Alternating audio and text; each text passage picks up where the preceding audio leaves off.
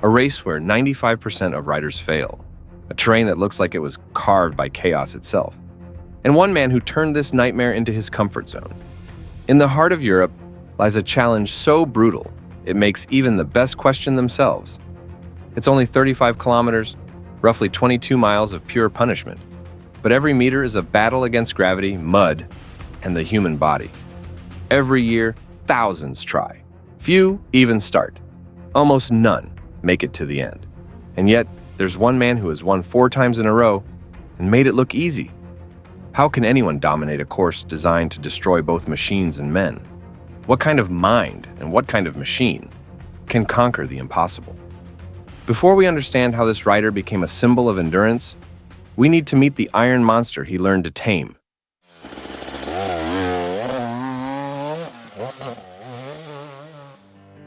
In the heart of Austria stands a mountain made of iron, and on it, a challenge that has broken far more riders than it has crowned. The Eisenerz mine, one of Europe's largest open pit mines, is home to the most brutal race on Earth, the Red Bull Erzbergrodeo. The landscape looks otherworldly, a maze of red slopes, razor-sharp rocks, and vertical climbs that would make any mountaineer hesitate. Here, riders don't just race the clock, they race physics, endurance, and pain itself. Each year, around 1,200 riders sign up to take their shot. After 2 grueling qualifiers, only 500 earn a place on the main starting line. But finishing? That's a whole different level. In 2025, for example, only 14 riders crossed the finish line within the official time limit, less than 3% of all competitors. And that time limit is ruthless, exactly 4 hours. If you don't finish by then, you're out, no exceptions. The clock is merciless, and the terrain even more so. The course stretches just 35 kilometers, about 22 miles. But every turn, every climb, every obstacle feels like it multiplies the distance tenfold. Riders say it's like riding nearly 300 kilometers, close to 185 miles, packed into a course that's barely 22. Some sections have become legend. The infamous Carl's Dinner is the most feared, an endless field of loose rocks that eats tires, energy, and focus alive. Then comes Downtown, a downhill so steep that the smallest mistake can turn a bike into a runaway missile. And finally, Green Hell, a wall of mud and jagged rocks so vertical that many riders can't even stand, let alone climb. It's where the mountain seems to come alive, pushing back, tripping, and throwing down anyone bold enough to challenge it. Every meter here sounds like a battle, roaring engines, labored breathing, and a silent crowd watching as if witnessing a duel between man, machine, and nature. Weather is the race's invisible enemy. At Erzbergrodeo, sunshine can turn into a storm in minutes. Rain transforms climbs into slick mudslides and rocks into treacherous mirrors. Everything follows the FIM's strict regulations, from fuel and gear to every modification on the bikes. Improvisation here doesn't mean creativity, it means failure. But what truly makes this race legendary isn't just its difficulty, it's the raw human instinct to keep going when everything tells you to stop. Each turn forces a choice, back off or push through. And after every fall comes the same question: is it really worth it? And it's on that thin line between quitting and glory that one name rose above all others: Manuel Lettenbichler. But who is this rider capable of turning hell into routine? What kind of mind and machine can take on a race that destroys 95% of those who dare to face it?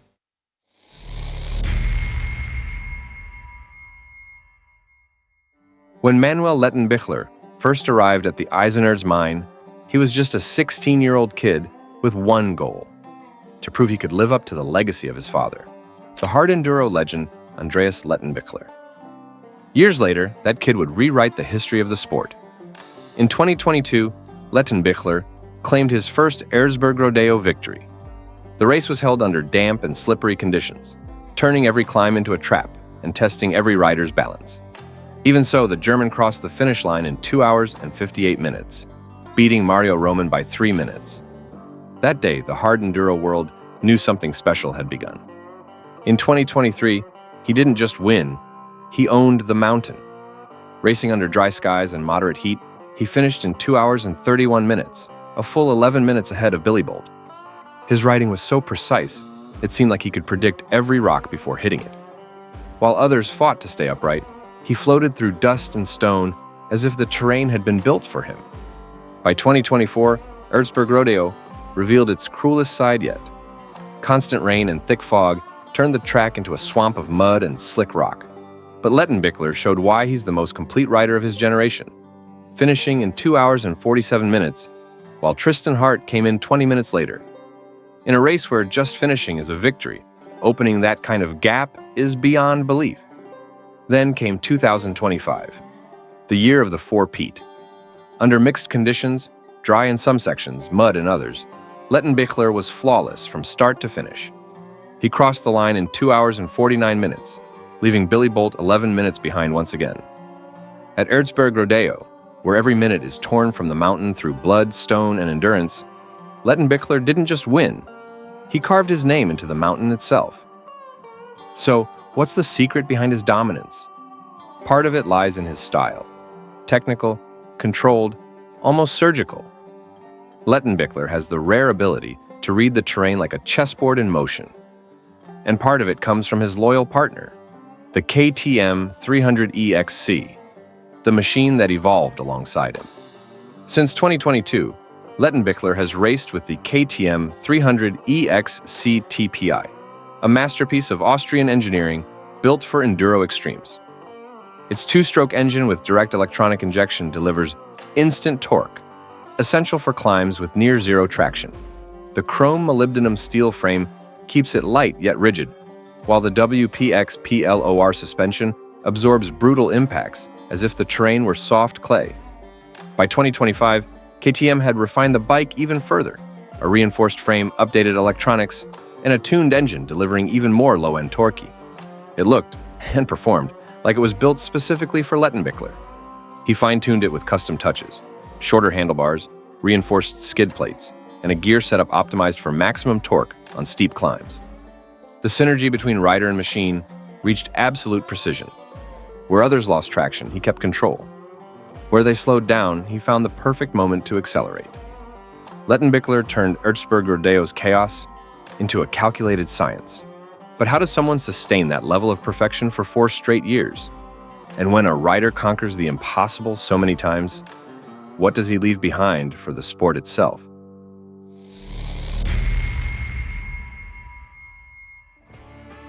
Manuel Lettenbichler isn't just a 4-time Erzbergrodeo winner. He's redefined what dominance means in hard enduro. In a sport where unpredictability rules, he brought the impossible: consistency. For 4 consecutive years, he faced the same iron hell and won. Not by luck, but through precision, preparation, and composure.